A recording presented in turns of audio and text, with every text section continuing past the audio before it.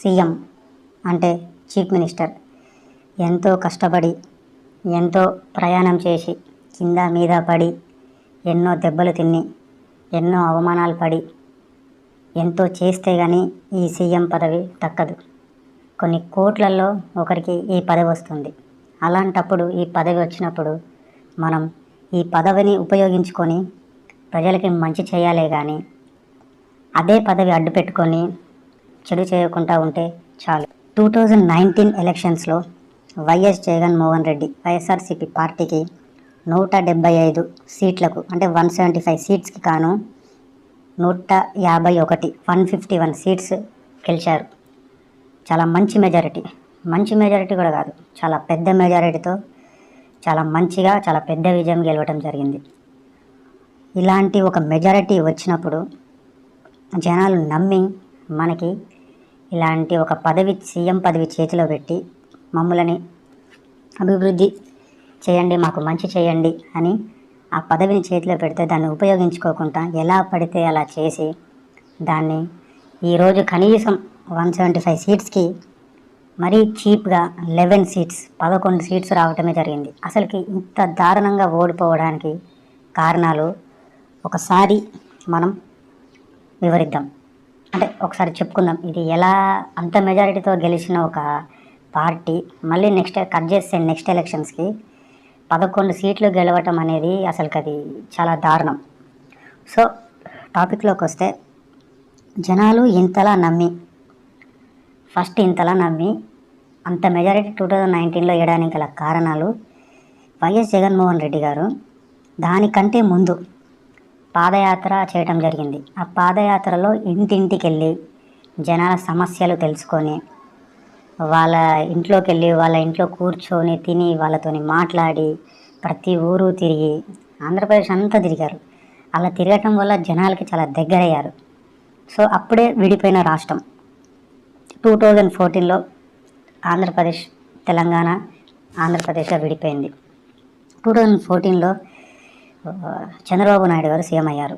అయిన తర్వాతకి మరి ప్రజలకు ఏమనిపించిందో ఏమో, మళ్ళీ వాళ్ళు చంద్రబాబు నాయుడు గారిని గెలిపేయకుండా ఒక మార్పు కోరుకొని వైఎస్ జగన్మోహన్ రెడ్డి గారిని గెలిపించారు. విపరీతమైన జనాల్లోకి వెళ్ళి విపరీతమైన జనాకర్షణ పెరిగి జనాలను నమ్మి అంత మెజారిటీ ఇచ్చి 2019లో ఒక మంచి మెజారిటీతో గెలవటం జరిగింది.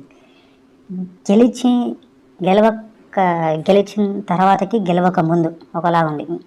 గెలవక ముందు నేను అది చేస్తా ఇది చేస్తా అని చాలా విషయాలు చెప్పడం జరిగింది.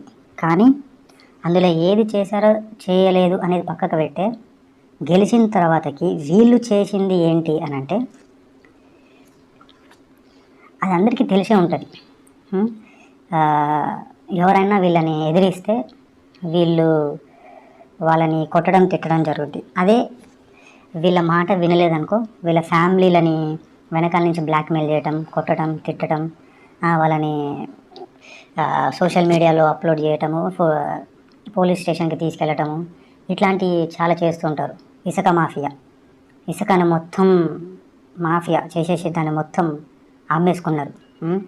మందు వీళ్ళ ఓన్ బ్రాండ్స్ తెచ్చుకొని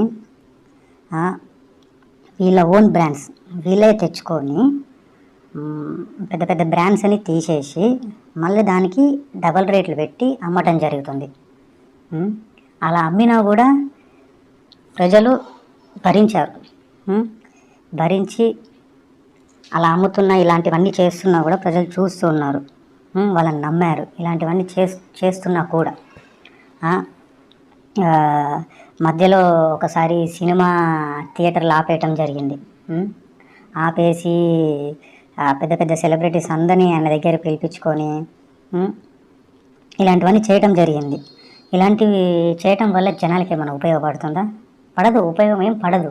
బట్ ఎందుకు అంటే వాళ్ళ మీద ఏమైనా పగ తీసుకోవాలా, ఏమైనా పగ ఉన్నదా? అది ఆయనకే తెలవాలి. ఎందుకు ఇట్లా చేస్తున్నారు, దేనివల్ల ఇలా చేస్తున్నారు? అంత పెద్ద పదవి వచ్చినప్పుడు మినిమం బేసిక్స్ జనాలకు కావాల్సింది ఏంది? నీళ్ళు, కరెంటు, రోడ్లు, స్ట్రీట్ లైట్లు, ఉద్యోగాలు లేకపోతే ఉద్యోగాలు ఇప్పించటం లాంటివి, లేదా కంపెనీలు తీసుకొచ్చి ఇక్కడ పెట్టడం లాంటివి, ఇలాంటి మినిమం బేసిక్స్ కూడా చేయకుండా సరిగ్గా రోడ్లే ఉండవు ఆంధ్రాలో, సరిగ్గా స్ట్రీట్ లైట్లు ఉండవు, సరిగ్గా వాటర్ టైంకి రావు. ఇలాంటివి చాలా చాలా చాలా చాలా ప్రాబ్లమ్స్ ఉన్నాయి. ఆ ప్రాబ్లమ్స్ అన్నీ మీరు సాల్వ్ చేస్తారని మిమ్మల్ని నమ్మి అంత మెజారిటీ ఇస్తే, మిమ్మల్ని గెలిపిస్తే మీరు చేసిందేమో ఇది. మళ్ళా రిషికొండ మొత్తం ఆ కొండని మొత్తం పగలగొట్టేసి, అంత అద్భుతమైన కొండ అది, చూడడానికి ఎంత అందంగా ఎంత బాగుంటుందో దాన్ని పగలగొట్టేసి దాన్ని మొత్తం మార్చేసి మళ్ళీ ఇంకా దాని మీద ఇల్లు కట్టడము, మళ్ళీ యూనివర్సిటీస్కి పేర్లు మార్చి వాళ్ళ నాన్నగారి పేరు పెట్టడము. ఆ పేర్లు మారటం వల్ల వచ్చే ఉపయోగం ఏంటి? ఎందుకు అలా పెట్టాలి? మళ్ళా ఇతను క్రిస్టియన్, వైఎస్ జగన్మోహన్ రెడ్డి గారు అనే పర్సన్ క్రిస్టియన్. ఈయన క్రిస్టియన్ అయితే హిందూ దేవాలయాలన్నిటినీ కూలగొట్టడం జరిగింది, చాలా వరకు కూలగొట్టారు. అసలుకి ఈయన క్రిస్టియన్ అయినంత మాత్రం హిందూ దేవాలయాలందరినీ కూలగొడతారా? గుడిలన్నిటిని కూలగొట్టడము, చాలా వరకు గుళ్ళు కూలగొట్టేశారు, పగలగొట్టేశారు. దేవుడు ఏమన్నాడు? మీరు క్రిస్టియన్ అయితే ఓకే, కానీ మరీ గుళ్ళను కూలగొట్టడం ఏంది? ఇలాంటి చాలా చాలా చేశారు. మినిమం బేసిక్స్ ఇవ్వకుండా, మినిమంలో మినిమం ఏమి చేయకుండా ఇలాంటివన్నీ చేస్తూ ఈ 5 సంవత్సరాలు గడిపేశారు. ఈ 5 సంవత్సరాలలో మీరు చేసింది ఏమైనా ఉంది అంటే, ఒకటి యూనివర్సిటీల పేర్లు మార్చడం, ఒకటి ఆ మందు మీ బ్రాండ్స్ పెట్టుకొని డబల్ రేట్లు, వేరే చెత్త బ్రాండ్లు పెట్టి మీ పేర్లు పెట్టుకోవటం,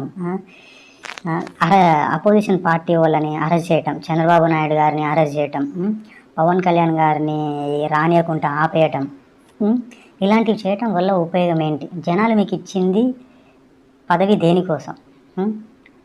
మాకు సమస్య వస్తే మీరున్నారు, మీరు కాపాడుతారనే ఒక భరోసాతోని, మీకు అంత పెద్ద మెజారిటీతోని, మీకు 2019 ఎలక్షన్స్లో చాలా గుడ్డిగా నమ్మేసి జనాలు మీకు అంత పెద్ద పదవి మీ చేతిలో పెడితే, మీరు అది ఉపయోగించుకోకుండా మీరు చేసింది ఏంది? ఇది. దానికి తోడు ప్రెస్ మీట్లు పెట్టి ఒకరినొకరు తిట్టుకోవటం వల్ల వచ్చే ఉపయోగం ఏంటి? ఏముండదు. వాళ్ళని మీరు తిడతారు, మీరు వాళ్ళని తిడతారు. వాళ్ళు తిట్టారంట, వీళ్ళు తిట్టారంట, అదంట ఇదంట, ఏమన్నా ఉపయోగం ఉంటుందా? మిమ్మల్ని గెలిపించింది తిట్టుకోవడానిక జనాలు గెలిపించింది? జనాల లోపలికి వెళ్ళి, జనాల ఇళ్ళల్లోకి వెళ్ళి, జనాలని సమస్యలు ఏమున్నాయో తెలుసుకొని, రాసుకొని, పరిష్కరించుకుంటే స్లో స్టెప్ బై స్టెప్ ఒక్కొక్కటి క్లియర్ చేస్తుంటే వాళ్ళకి ఒక నమ్మకం వచ్చి, ఈరోజు మీరు ఇంకా మళ్ళీ మినిమం మెజారిటీతో ఈ ఇయర్ 2024 ఎలక్షన్స్లో కూడా మీరు గెలిచేటోళ్ళు. కానీ ఇంత తక్కువ మెజారిటీ, మరీ చీప్ 11 సీట్లకు మీరు పడిపోయారంటే మీరు ఎంత దారుణాలు చేసి ఉంటే, ఎంత దారుణాలు చేసి ఉంటే మీరు ఇంతగానం పడిపోయి ఉంటారు. మీరేమనంటే నేను అమ్మఒడి ఇచ్చాను, అది ఇచ్చాను, ఇది ఇచ్చానంటారు. అవి ఎవరికి పోయినాయి? ఎక్కడికి పోయినాయి ఇవన్నీ? మీకన్నా తెలుసా? కనీసం తెలియదు. ఏమన్నంటే మేము అది చేసినాం, ఇది చేసినాం, జనాలు మేము ఇచ్చినవి ఎక్కడికి పోయినాయి, మాకెందుకు ఓట్లేయలేదని ఓడిపోయిన తర్వాతకి ప్రెస్ మీట్ పెట్టి మీరు అన్నారు. మరి మీరు ఇచ్చినవని ఎక్కడికి పోయినాయి మీకే తెలవాలి కదా. మరి మీరు ఇంతలా ఇచ్చినప్పుడు జనాలు మిమ్మల్ని ఎందుకు గుర్తుకు పెట్టుకోలేదు? క్యాపిటల్ 3 క్యాపిటల్స్ ఎవరైనా పెడతారా? 3 క్యాపిటల్స్ పెట్టడం వల్ల ఉపయోగం ఏంటి? ఒక క్యాపిటల్ పెడితే దాన్ని డెవలప్ చేస్తే ఎన్నో లాభాలు ఉంటాయి. అది అర్థం చేసుకోకుండా మీరు ఎన్నో దారుణాలు చేసి ఆ పదవి మీ చేతిలో పెడితే, సీఎం పదవి, మీ కింద మళ్ళీ ఎమ్మెల్యేలు వాళ్ళు సరిగ్గా పని చేయకుండా, మీరు ఏది చెప్తే అది గుడ్డిగా నమ్మి, మీరు ఏది చెప్తే అది చేసేసి, ఇవన్నీ చేయటం వల్ల ఎవరికి ఉపయోగం? ఫైనల్గా నష్టపోయింది ఎవరు? జనాలే నష్టపోయారు, జనాలే ఆగమైపోయారు 5 సంవత్సరాలు. మళ్ళీ ఆ 5 సంవత్సరాల మధ్యలో కరోనా 2020-21 2 ఇయర్స్ బీభత్సమైన కరోనా వచ్చింది. ఆ టైంలో మీరేమైనా చేసిర్రా అంటే ఏ ఒక్క ఆంధ్రప్రదేశ్ పర్సన్ అడిగినా చెప్తారు ఏమైనా జరిగిందంటే ఏమీ లేదు అని. మరి మీరు ఇది చేసిరు అన్నారు కదా, అదే ఇది చేస్తే మీరు గెలవాలి కదా, ఎందుకు గెలవలేదు? మరీ చీప్గా 11 సీట్స్ పడిపోయారు. ఏమనంటే వాళ్ళకి అది ఉన్నది, వీళ్ళకి ఇది ఉన్నది, వాళ్ళంట వీళ్ళంట, వాళ్ళ మీద వీళ్ళ మీద మీరు కాన్సన్ట్రేషన్ చేసి మీకు ఇచ్చిన ఒక ఇంత మంచి మెజారిటీతో ఉపయోగించుకుంటే మీరు పక్క ఈరోజు 2024 ఎలక్షన్స్లో మీరు ఉండేవాళ్ళు. కానీ ఈరోజు మీరు లేరు. ఫైనల్గా నేను చెప్పాలనుకున్నది ఏంటంటే, ఇలాంటి ఒక కోట్లల్లో ఒక్కరికి దొరుకుతుంది సార్ వైఎస్ జగన్మోహన్ రెడ్డి గారు సీఎం పదవి అనేది. మీరు సీఎం కావడానికి కూడా కారణం, మీరు పాదయాత్ర చేసి విపరీతమైన జనాల్లోకి, ప్రతి ఒక్క మనిషి జనాల్లోకి వెళ్ళి మీరు వాళ్ళ సమస్యలు తెలుసుకొని మీరు అలా తిరగటం వల్ల జనాలు మిమ్మల్ని నమ్మటం వల్ల ఒక మార్పు కోసం మాకు ఎంతో కొంత మంచి జరుగుతుందని నమ్మి ఇంత మెజారిటీ 175కి 151 మెజారిటీ ఇవ్వటం జరిగింది మీకు. మళ్ళీ మీరు గెలిచే ముందు వరకు కూడా మీ నాన్నగారి పేరుని వాడుకున్నారు. ప్రతి చోట మీ నాన్నగారి పేరుని వాడుకున్నారు. ప్రతి చోట వాడుకొని చోట లేదు, మీరు ప్రతి చోట వాడుకొని గెలిచారు. అది మీకు తెలుసు. ఎక్కడికి పోయినా వైఎస్ రాజశేఖర రెడ్డి కొడుకు అనే నేను అని ప్రతి చోట చెప్పారు. కానీ గెలిచిన తర్వాతకి ఒక్కసారి కూడా సరిగ్గా మీరు మీ నాన్నగారి పేరుని ఎక్కడ చెప్పలేదు, సరిగ్గా వాడలేదు కూడా. గెలిచినాక ఆ యూనివర్సిటీ పేర్లకు ఏదో పెట్టారు, ఆంకేవాస్ ఏదో పెట్టాలని కదా పెట్టారు. మీ చెల్లె, మీ మదర్, వీళ్ళు కనీసం మీ ఫ్యామిలీ మెంబర్స్ కూడా మీకు సపోర్ట్ లేదు. వాళ్ళే కూడా మీరు ఓడిపోవాలనుకుంటున్నారు. అంటే మీరు అంతగానం ఏం చేసి ఉంటారు సార్? మీరు కనీసం ఇంట్లో వాళ్ళు కూడా ఓడిపోవాలనుకుంటుంటే అంతగానం మీరు చేసింది ఏముంటుంది? కనీసం ఎవ్వరు సపోర్ట్ చేయకపోయినా మన ఇంట్లో వాళ్ళు మనకు సపోర్ట్ చేస్తారు మినిమం. కనీసం మీ మదర్, మీ సిస్టర్, వీళ్ళు కూడా మీకు సపోర్ట్ చేయలేదంటే మీరు ఏం చేసి ఉంటారు? 5 సంవత్సరాలలో అంత మంచి పదవి మీ చేతిలో ఇస్తే ఎంత మంచి చేయాలి, జనాల గుండెల్లో నిలిచిపోవాలి. మీరు క్రిస్టియానిటీ అయినంత మాత్రాన గుడిలను కూలగొట్టే హక్కు మీకు ఎవరిచ్చారు సార్? తిరుపతిలో మీరు చర్చి కడతారా? మీకు అంత దమ్ము ఉందా తిరుపతిలో చర్చి కట్టేంత దమ్ము? మీకు దమ్ము ధైర్యం ఉంటే తిరుపతిలో చర్చి కట్టాను సార్. మీకు అంత దమ్ము ధైర్యం ఉంటే చర్చి కడతారంట. చర్చ్ 2019 ఎలక్షన్స్ వరకు సార్ మీరంటే నాకు ఒక రెస్పెక్ట్ ఉండేది, మీరంటే నాకు ఇష్టం ఉంటుండే. మీరు ఎందుకంటే మీరు గెలవడం కోసము చాలా ప్రయత్నాలు చేసి, పాదయాత్ర చేసి, విపరీతమైన జనాల్లో తిరిగి సమస్యలు తెలుసుకుంటున్నారంటే నాకు మీ మీద ఒక మంచి హోప్ క్రియేట్ అయింది. మీరు చాలా మంచి చేస్తారనుకున్నాం. కానీ మీరు చేసింది ఏంటి సార్? 2019లో గెలిచి 2024లో ఇంత చీప్ మెజారిటీ 11 సీట్స్కి పడిపోయారంటే మీ 5 సంవత్సరాలు ఎన్ని దారుణాలు చేసి ఉంటారు, ఎన్ని చేసి ఉంటారు. కుటుంబాలను కొట్టటము, వెనకాల నుంచి వాళ్ళని బ్లాక్మెయిల్ చేయటము, వాళ్ళ దగ్గర ఆస్తులు గుంజుకోవటము, ఉసుక మాఫియా, మందు, లిక్కర్ మొత్తం మీ బ్రాండ్లు పెట్టి హై రేట్స్ పెట్టి కంపెనీస్ రాలేదు అంటే జనాల దగ్గర నుంచి డబ్బులు తీసుకోవటము, దోచుకోవటము, అదని ఇదని ఎన్నో రకాల మాఫియాలు చేస్తారు. చెప్పుకుంటూ పోతే చాలా ఉంటాయి సార్.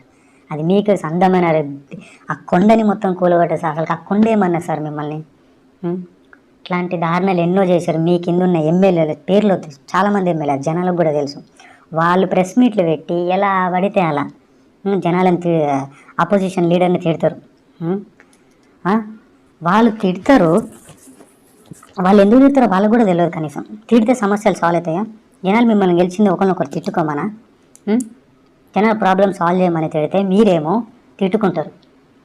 అదే సార్, మీరు ఈరోజు ఓడిపోయారు అంటే మీరు 5 సంవత్సరాలు చేసిన రిజల్ట్ వల్లనే మీకు ఈరోజు ఈ రిజల్ట్ వచ్చింది. మీరంటే నాకు చాలా రెస్పెక్ట్ ఉంటుండే, మీరంటే నాకు విపరీతమైన రెస్పెక్ట్ ఉంటుండే బిఫోర్ 2019 ఎలక్షన్స్. బట్ మీరు గెలిచాక చాలా మంచి చేస్తారు అని ఒక హోప్ ఉంది, అందరికీ ఉంది, నాతో పాటు అందరికీ ఉంది.